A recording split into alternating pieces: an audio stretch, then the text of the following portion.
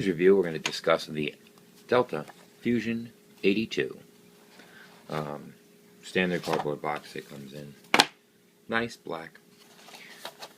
And inside, display box that the pen is actually in.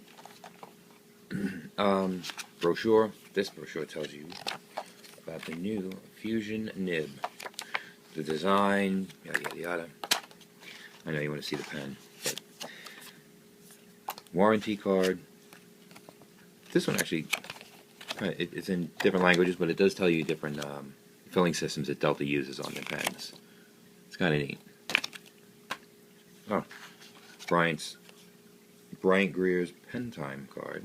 It's actually really nice. It's probably one of the nicest cards I've ever seen. I'll leave this in here for you to take a look at. Thanks, Bryant. The only other thing in here is the just some standard short cartridges. It's in a really cool little box too. But so you get those. As well, it takes a cartridge converter, Delta's, and I'll show you that in a second too. But first, the box. Really neat design. Let's try and get a little bit closer. You can see like the sides of it, how they're it's almost felt like, but soft. I won't spend too much time on it, but it's got the strap that comes off the side, rotates up and reveals your pen. And one thing I noticed, if you see here, it's dark, and I'll turn this around. When you shine light through it, it's got an actual design schematic of the nib itself in here, which you wouldn't notice otherwise. Anyways, so neat box, very nice. I mean, great presentation. And inside is the pen. Now, this one is a limited edition, or from Brian at PenTime. You can see it's been. Try and get it to focus here.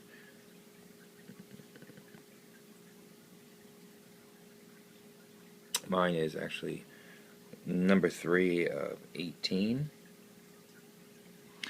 And we'll go through the parts briefly.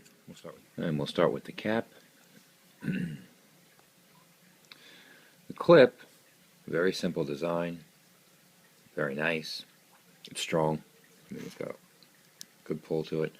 You can see the tip of it's bent up ever so much, just so you can slide it right into a shirt pocket. This pen being as light as it is, you can do that. I actually did take it to work one day. The first band on it, you can read, it says Fusion 82, done in a nice retro style. And everything on this shines. It does pick up fingerprints when you look at it really close, but from a distance you'd never see them. Light. If you look inside, I thought where you see that discoloring is, that was actually a way you could post it without damaging the pen. It probably wouldn't damage the pen as it is, or scratch it, I don't know. But I will say this before we get into the pen. For those who like to post their pens, you can post it. You do have to push down pretty hard though to get it to stay. And what I mean by that is it stays now. But in writing, when you write, a couple of pages, this pressure right here, just from moving it around back and forth, it doesn't take much, but will eventually have it come just a little bit loose. And it takes like nothing, and you can see it just loosens up. But the pen is long enough, and I have big hands, that it's very, very comfortable without the cap, without it being posted. The grip section is really nice too. I don't have another pen that has this design. Maybe the Mont Blanc kind of does. If I can get it to focus, I'm sorry.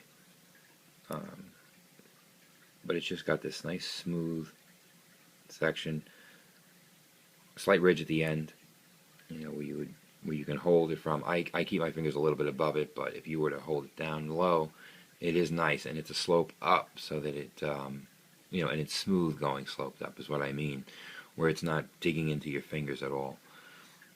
Threads don't, even when you push down on them, they're not, you don't even really know they're there. They did a really good job with that. You can see the resin, the way the light hits it.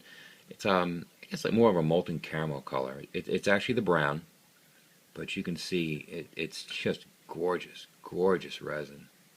Really polished and refined. Okay, what is this pen all about is the Fusion Nib, which has fingerprints all over it. Since it's not inked, I can do this. Okay, I'll try and give you a really good view of this nib as well. I'll tell you a little of the controversy on this. And I'm going to read this right from Brian's site. He's got a good paragraph on this, and it reads as such. It says that the nib was developed to improve the efficiency of the fountain pen by enhancing the physical chemical properties of ink within its assembly system. The foundation of the Fusion Nib is a steel alloy, meaning the silver part, covered with a layer of precious 18-karat gold, which obviously is the top plate. And the idea behind it is that the ink is made more viscous on the tip of the nib because the thermal conductivity of the precious metal plate will heat the underlying steel.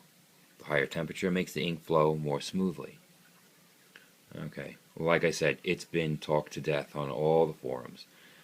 If you buy into it or not, whether it's true or not, you know, it's a selling point for the pen, or for the nib, I'm sorry, more than anything else. I don't buy into it. It just doesn't seem that would work. But in any case, this nib is smooth, and I mean really smooth. Delta nibs are known to be excellent, excellent writers, and this one absolutely does not disappoint. The feed is plastic, and it feeds well. Again, this is a stub nib, so it does need some flow. It's a cartridge converter where it will take obviously the cards I showed you before and a converter as well. It comes with a very nice Delta converter, which is standard. I have one on my Dolce Vita as well. It's the same one. This one too twists out. It's not pressure fit, so it's threaded, and you know, typical. It's got Delta's logo on it. I mean, again, it's a really nice converter. It's just a converter, but it is nice. One other thing, I couldn't get this to come apart, but it does clean up really well. It may actually come apart, but I haven't been able to. Again, just in, push down just a little bit, and to get the threads to lock in, and that's it.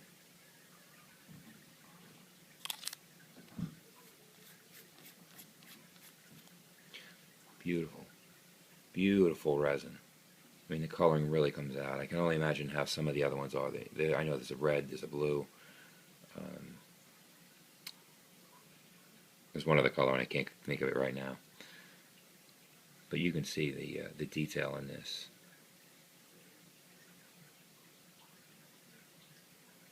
Okay.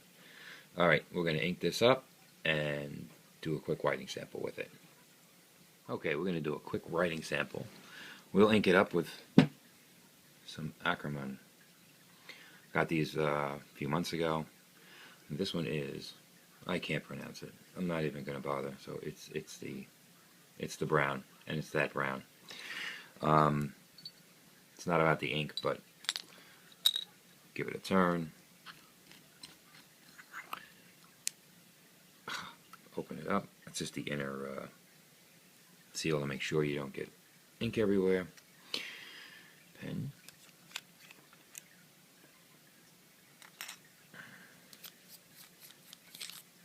Again, standard fill. In, pour it up. You can get it in all the way and then get a full fill, but that's okay for this. Cap the ink.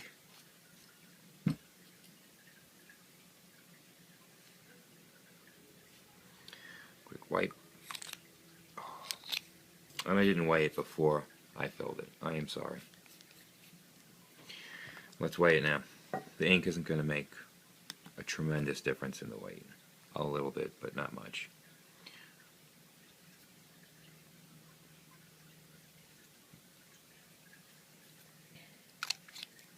Okay. 22.6 grams total. Like I said, it's a nice light pen. Cap comes in 9.3.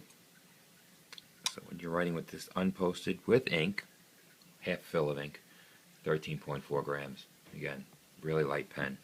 But not light that makes it feel cheap in any way, like you're writing with some kind of disposable. Just so you know. Alright. To make this a little more interesting,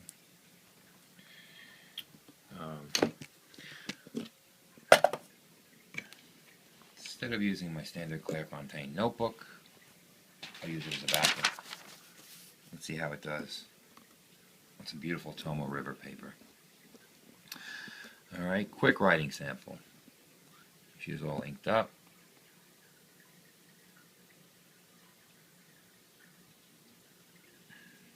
See if it writes on the first stroke this time.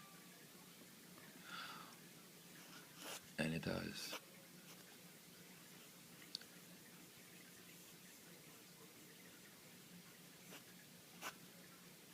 You can see the strokes with the stub. You get a lot of line variation right off the bat between the two. And I'm not even really trying at all. It's just, you know, that's just one of the natural things with a stub that you get. Very thin side to very nice and broad, and it is wet. This paper is amazing. The dry time on this paper obviously is a little bit longer, but I'm not using any pressure at all, and you can see, hopefully it's picking up the shading that's there. The natural line variation comes through. If I push the pen a little bit, I mean, you can get a lot more.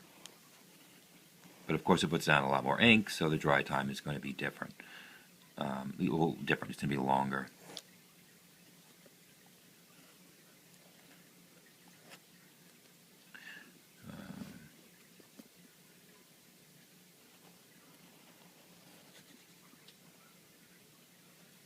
Very, very smooth. Really, just a beautiful nib. And like I said, whether that gold plate has anything to do with the properties, the physical properties of the ink, couldn't tell you. But I can tell you that this nib, beautiful, beautiful.